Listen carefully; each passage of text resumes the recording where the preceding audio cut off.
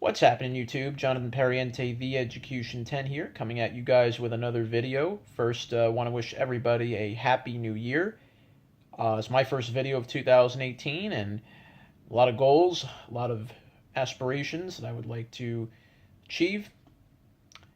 And I'll talk about those more maybe later video from now, but I want to dive first right into the playoffs for the NFL, and it's well, particularly for the AFC side, two teams that I did not anticipate would be in the playoffs shocked the world yesterday in Week 17.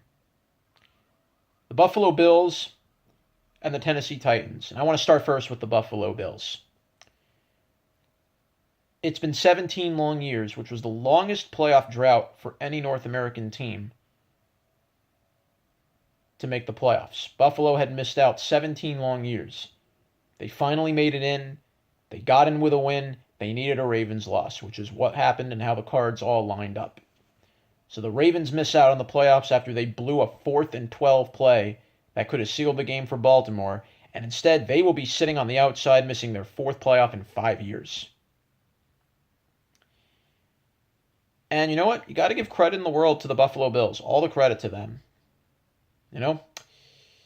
By the way, little shout out to Mr. EDP445. I remember your video that you said about right before the Eagles when they hired Doug Peterson. You said why they should have hired Sean McDermott. You said even I would have taken him. You know what? If you're the Buffalo Bills, they're very happy they got McDermott. But now comes the test, how deep he will take them into the playoffs. And while Buffalo did win their game, it came with a little price. Unfortunately, their star running back, LaShawn McCoy, injured his ankle. Not sure about his status for the wild card game, which will be against the Jags. And you just don't know. Will LaShawn McCoy be ready? Now, Tyrod Taylor can run the football. He can throw the ball if he has to. But McCoy is that extra dimension to their offense that really could just create havoc on the field with his athleticism, with his speed, and with his just unpredictable running ability. So Tyrod Taylor is going to have to prove he can win this game not just with his legs, but with his arm as well. Now, having Kelvin Benjamin is a nice addition. Having Charles Clay there is also big. But can Buffalo really step on the Jags, who have the top defense in the NFL?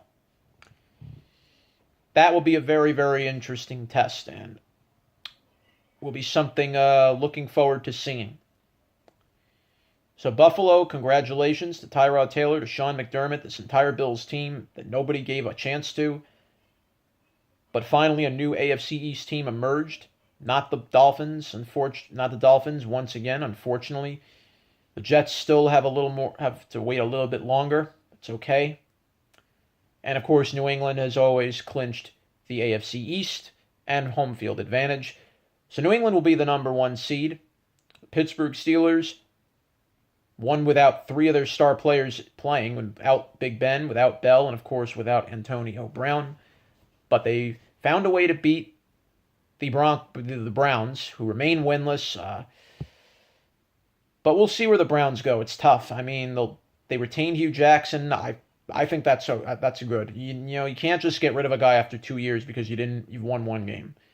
They've had no talent around the talent that they have already. They don't have a quarterback. They're still looking for one. There's still some maybe deadwood pieces that obviously Hugh Jackson would want to get rid of, and he wants to there's some players that I'm sure he's going to want, and hopefully the Browns and management will go through with it. And then, of course, the Jacksonville Jaguars and the Kansas City Chiefs round out the 3 and 4 seeds. Jags at 3, Chiefs at 4. The Chiefs, again, just a tremendous team. Alex Smith, an incredible job. Pragley did not turn the football over at all. Just had probably one of the best seasons he's had of his career. Tyreek Hill has really evolved now as a wide receiver threat with this Chiefs team. Kareem Hunt has emerged as one of the next bright stars at running back. And of course, Travis Kelce being the star tight end that he's been throughout his past 5 years. The Kansas City Chiefs, as we look at them now, they're going to be one of the big threats in the AFC. And we'll see how far the Chiefs will go as they will square off with the Tennessee Titans. The Titans are another big success story that I have to give a lot of credit to. A team in the AFC South that's normally not a very strong division, but a lot of things happened in the South this year that really kind of set the table up for the Jags and the Titans to get in.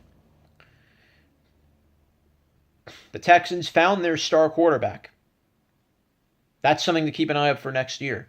Deshaun Watson has clearly showed what type of talent he has and what type of star he's going to one day become. So for the Houston Texans, they hit a big home run at quarterback. And with DeAndre Hopkins and Will Fuller and with Lamar Miller at the back helm, and once J.J. Watt comes back, this Texans team will be a very feared AFC South opponent when 2018 and 2019 rolls along. For the Indianapolis Colts, unfortunately, Andrew Luck was hurt this year, didn't get a chance to play, and it showed. While Jacoby Brissett played for New England, he backed up Brady, doesn't mean anything when you don't have a line to protect you and you don't have a good defense. Jacoby Brissett is not Andrew Luck. Let's be real here. Brissett needs time. This is Andrew Luck's team. In the matter of what the AFC is going to look like now, and let's just take a look at the playoff games, and we'll obviously start with the wild card weekend beginning Saturday on January 6th. And on Sunday, of course, will be the second half of that wild card weekend on January 7th. And let's just take a quickie little look at the first round. So first will be the Titans and Chiefs. That will be the first game of wild card weekend. And this will be a very interesting matchup, putting Alex Smith against Marcus Mariota. These Titans are going to... Could they present a challenge to the Chiefs in a little bit? Possibly. But while they have Marcus Mariota, they have a decent quarterback, and they have Derrick Henry, who could be a really bright star at running back, I don't think this Titans team is ready to go further in the playoffs yet. As happy as probably many people are that the Music City is back in the playoffs again, this musical number for the Titans could end on a very sour note in round one. So I'm sorry, Titans fans, but I'm afraid Kansas City has more playoff experience, and I think with Alex Smith, this Chiefs team is more determined than ever to get back to the AFC Championship and possibly even the Super Bowl. So they'll have to sadly turn the music off on the Tennessee Titans in order to get there. And I think the Titans, if they get another couple of playmakers with Mariota, I'd say they'd have a good shot. Yes, Derrick Henry and DeMarco Murray are a good running back combination. I'm not doubting that. But other than Eric Decker, who else do the Titans really have as a deep threat? Who else do they have as a tight end besides Delaney Walker? Who else do the Titans really have that just jumps out at you right now? Some are probably kind of wishing the Chargers had made it in, and then this would have been a very interesting first round, because the Chargers really got on a roll late, and Phillip Rivers and Melvin Gordon, Antonio Gates, Keenan Allen, and Tyrell Williams, and Travis Benjamin altogether. That looked like a very promising playoff matchup, but it always goes back to those first few games the Chargers struggled on, and that came back to haunt them again. It is what it is. You can't get off to a very bad start in an NFL regular season and expect to make the playoffs all the time. You can't. Sometimes you need luck to get in. The Bills and the Titans did. That's just how it is. So for the first round, Chiefs and Titans, I'm going to have the Chiefs going over. I think it'll be a competitive game, but I just don't think. But in the end, I think the Chiefs will win by about 2 scores. My prediction just going out there will be 31-21. Alex Smith will probably throw for about 300 plus yards. Probably will throw about 3 touchdowns and not turn over the football. We'll see what the Titans do. I'm not saying they won't put up a fight, but I just don't know if they have enough to contend with Kansas City right now. Second playoff game, that will be the second match of that AFC wild card, which will be on Sunday. The Jaguars and the Bills. Well, the Jaguars, another success story this year. Blake Bortles really turned it on this year, really turned things around for. Does he still have some issues with consistency? Yes, but he showed a lot more signs of how good he could be this year. The Jaguars have a dangerous defense. Let's be real with that. Their defense is ranked number 1 in the NFL. And it is for a reason. They stop the run. They shut down opponents' offensive games. They're probably one of the better third down teams in the league as far as stopping opponents on third down. And don't forget the playmakers they have. Blake Bortles has really turned it around this year, and Leonard Fournette has really emerged as a star running back for this Jaguars team. Keelan Cole has emerged as one of their top wide receivers. Allen Hurns, they just got him back. That could be huge for them. Getting Allen Hurns along with Keelan Cole. And having Mercedes Lewis there and just having that veteran presence on the front line will make Jacksonville a very dangerous club, a very dangerous team over the next number of years. As for Buffalo, I mentioned Tyrod Taylor. Just not having LaShawn McCoy, I think, could be a very... that's going to be a tough one. Not having LaShawn McCoy and not having their stars there, I think that, unfortunately, could be what hurts Buffalo in the first round. So this first round, I have to give it to Jacksonville. I think the Jaguars, with their defense, and as long as Blake Bortles really doesn't make any killer mistakes, they'll find a way to beat Buffalo. This will be a competitive game, though. I'm not going to lie. I think this will be a very competitive match. I don't think it'll be high scoring, but I think it'll be like a nice, decent... I'd say in the end it will come down to a field goal. I'll be realistic. I think it'll come down to a field goal. Jacksonville, I predict, will win 20-17.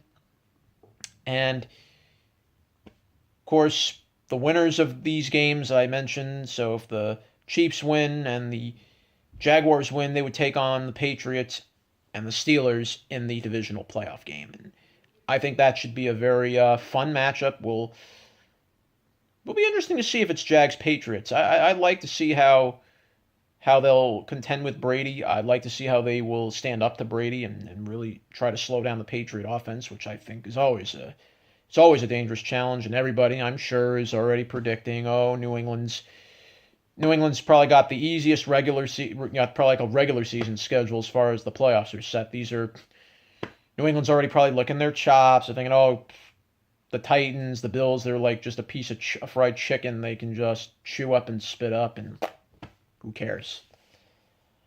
But these are the playoffs. Anything can realistically happen. Don't forget the Ravens beat New England in their first round of the playoffs. Blew them out for that matter. Doesn't mean we won't see that here. But that's the AFC side, and as soon as the divisional playoff begins, I'll give you my take on who will win in the divisional playoff for next week. But now let's go to the NFC side. Really, not too many surprises in the NFC. The teams that pretty much we predicted would be here are here. Only shocker really is to not see Green Bay in. Unfortunately, Aaron Rodgers. Also Seattle Seahawks are not in. So having Uh, Aaron Rodgers getting hurt, that was really tough. He came back, but then he had to go back on injured reserve. And Green Bay is just going to need to look at some things in the offseason. They need defense. As great as Aaron Rodgers is, and obviously he can keep them in games, without a defense, Green Bay just cannot. Green Bay just has to constantly win high-scoring games or they're going to lose. So until they get the defense straightened out and when Aaron Rodgers comes back healthy, Green Bay will be back again. Let's be real. They have enough weapons. They just need defense. As for the Seattle Seahawks, well, they got hurt on defense. Losing Cam Chancellor, losing Richard Sherman, and really just kind of having to run with a makeshift defense with Byron Maxwell, with Earl Thomas. It just wasn't enough. Seattle not only didn't have enough on defense, but they had no running game. Marshawn Lynch coming back to the Raiders in the end of the day, boy, do the Seattle Seahawks wish they still had Marshawn Lynch. Someone that really just was able to be a dual threat in their offense along with Russell Wilson. And obviously Russell Wilson can run the football, but he was doing all the running for the whole team as well as throwing. And as great as Russell Wilson is, as great an athlete as he is, and the Seahawks have weapons, I'm not saying they don't. But if you don't have a running game to support your passing game, your team becomes too one-dimensional. And when you need to run the football in, and you don't have the running backs to do it, those are games you can lose. And of course, getting blown out by the Rams a couple weeks back was really kind of the exclamation point on the Seahawks season. It showed without a running game, they needed to throw the ball, and then they became too predictable. So the Seahawks miss out this year. Pete Carroll, though, will stay, so I still have faith Seattle will come back. I expect them to, but they're going to need to get a running back. That's what they're really missing on offense, and we'll see how the Seahawks will rebound. But now going to the NFC teams that have made the playoffs. Number 1 seed is the Eagles. Congratulations to them. Congratulations to Doug Peterson. Congratulations to Jeffrey Lurie, the entire Eagles management. Now, they've definitely found their star quarterback. That's without a doubt. Carson Wentz has really showed what kind of player he's going to become. This kid is going to be a star in the NFL for the next 10 years. He's shown that. And he's the perfect fit for the Eagles. Unfortunately, Wentz tore his ACL during the last quarter of the season, and the Eagles will have to go at it without Wentz. They'll have Nick Foles as their quarterback, and I'm not saying Foles does not have playoff experience. I'm not saying he can't lead the team. He has a good arm, but he's not Carson Wentz. And whether this will help the Eagles get out of the divisional playoff, I'm not saying they couldn't. They probably could. But depending on who they have to match up with, that's going to decide everything. And without Wentz, I just don't feel the Eagles will have enough to get to the Super Bowl this year. As much as everybody had them as a Super Bowl favorite, I maybe see them getting to the championship game. But as far as the Super Bowl, I am just not sure. Sometimes these are the breaks. But we'll see what happens with the Eagles when the divisional playoff game comes around and who they face. The Vikings made it in at number 2. And really a tremendous team they have. Great defense. And it was kind of interesting how, this would have been Teddy Bridgewater's team. Sam Bradford had done a good job and then got hurt. And then in came Case Keenum, who was a former Texan. And he has led, and he took the reins of this Vikings team and didn't let go. And the Vikings just have a great deal of offense to go around Case Keenum with Kyle Rudolph, with Stephon Diggs, with Jerick McKinnon, with Latavius Murray. Obviously, losing Dalvin Cook was a big loss, but the Vikings have responded, have immediately rebounded without him. And the Vikings have enough depth on this team that if they are not a threat to go to the Super Bowl, I don't know who is. Their defense is about as punishing as any in the league. And having this great running game to go along with it and having some good wide receiving talent. I didn't even mention Adam Thielen as another weapon. These Vikings are for real. And any team that has to oppose the Vikings in Minnesota, you're going to be in for a very, very big fight. So we will see how the Vikings will fare in the divisional playoff, and I think they're going to go very deep in these playoffs if everything goes according to plan. And now for the playoff matchups for the wild cards and the other two division winners. New Orleans Saints, congratulations to them. They clinched the NFC South, and they will take on the Carolina Panthers in the wild card game. Well, Drew Brees became the fastest quarterback to get to 70,000 yards. The Saints always have just dominated it on offense. They score close to 30 points a game. And having Alvin Kamara now as a new target, not only to run but to catch the ball, with Mark Ingram, with Michael Thomas, with Ted Ginn Jr., and just with this very deep offense that the Saints have, to go along with the defense that they have in addition.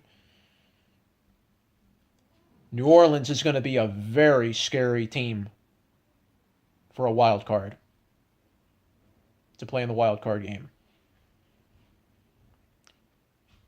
And if you're any team that has to play New Orleans, if this is somebody the Vikings have to end up seeing, this will be a fun fight. One of the top defenses in the league to go against one of the top offenses in the league. The Saints will be probably one of the toughest outs of these playoffs, in my opinion. And just having Drew Brees there makes this whole Saint team dangerous. And they have a decent defense to back it up. So they're going to be and playing in New Orleans is probably one of the, other than Seattle, one of the loudest places to play. So New Orleans, as always, will be a very dangerous out in the first round. And against Carolina, this will be a very fun matchup. Cam Newton, obviously, he wants payback against Drew Brees. These two teams see each other in the South every year, twice a year. And Cam Newton, he hasn't forgotten about 2 years ago when the Panthers got to the Super Bowl and they were humiliated by the Denver Broncos. And Cam Newton is going to have, well, he doesn't have Kelvin Benjamin anymore. Getting back Greg Olsen was about as great a Christmas present as you can imagine. Greg Olsen makes this whole Panthers offense dangerous. You have Cam Newton who can run the ball, can throw the ball if he needs to. Devin Funchess has emerged as a star wide receiver for them. Kalen Clay is a very big threat, not just as a receiver, but as a special teams. And, of course, having Christian McCaffrey, just a really tremendous rookie, great playmaker he has become, along with Jonathan Stewart. This Panthers team is scary. And the Saints, Panthers, I couldn't even predict who wins this match. This is really, for me, a toss-up. As great an offense as the Saints have, the Panthers could match it. The Panthers, though, do have a little bit of, I think, a better edge on defense. And I feel it's going to come down to a couple of turnovers and who can force the other team to make a mistake. That's going to come down to the winner of that first round for me. So the Panthers-Saints, toss-up. I can't predict who wins this round, but I think it'll be a very, very fun matchup regardless. And whoever comes out of it, they deserve to win. And the second game of the wild card, the Atlanta Falcons made it back into the playoffs again. This time as a wild card. It hasn't been quite the year I think the Falcons would have wanted to have. I know they went to the Super Bowl and they haven't forgotten last year after New England came back. If Atlanta's going to prove it this year that they want to get back to the Super Bowl, this has to be the year they do it. I think otherwise, after this, their window is closed. Matty Ice is still leading the way. Matt Ryan really gained a lot of Super Bowl experience playing in that Super Bowl last year, as has Devontae Freeman, as has Julio Jones, and the rest of this very dangerous Falcons team with Dan Quinn at the helm. As for their opponent, I would not overlook them. The Los Angeles Rams won the NFC West And if this was a team that a lot of people didn't know was going to be this good, I don't think anybody knew how good the Rams were going to become. They drafted Jared Goff in the first round, first pick last year. Nobody thought Goff was going to be good. Everybody thought Goff was going to be a bust first year. Didn't look like he had it. But whatever happened in the offseason, whatever happened with this team this year during the offseason, and having Sean McVay at the helm, this Rams team completely changed. And when Jared Goff has weapons to throw the ball to, you can see how dangerous this Rams team is. Cooper Kupp, an impressive rookie. Todd Gurley, really just cementing how good of a running back he is in the league now. I think one of the top running backs in the league now is Todd Gurley. And boy, does he make this Rams offense go.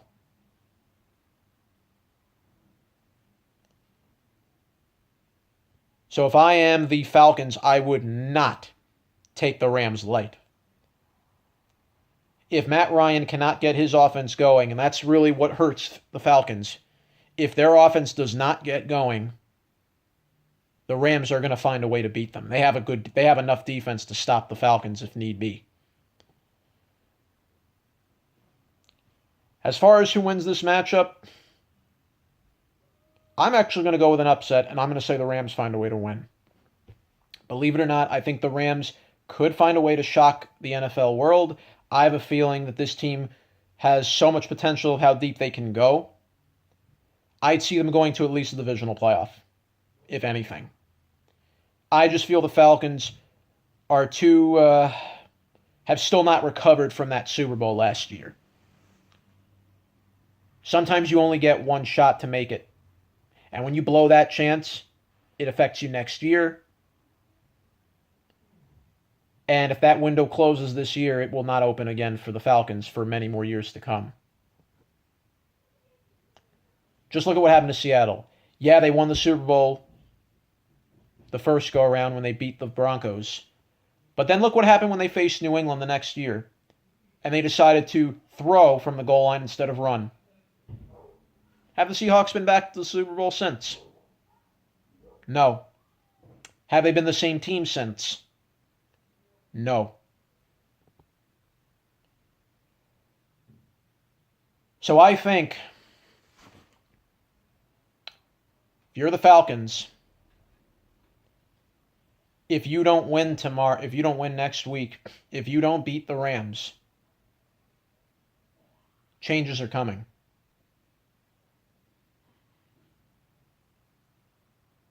Because I'm not sure if this team has another window to get back there again. So these playoffs, the NFL playoffs, the AFC, NFC playoffs, the wild card weekend begins next Saturday, January 6th and January 7th. The winners will play in the divisional playoff game against the Steelers, the Patriots, the Vikings, and the Philadelphia Eagles. It's the road to Super Bowl 52. And the road to Super Bowl 52 begins officially now. But for now, Education 10, Jonathan Perriente, saying so long.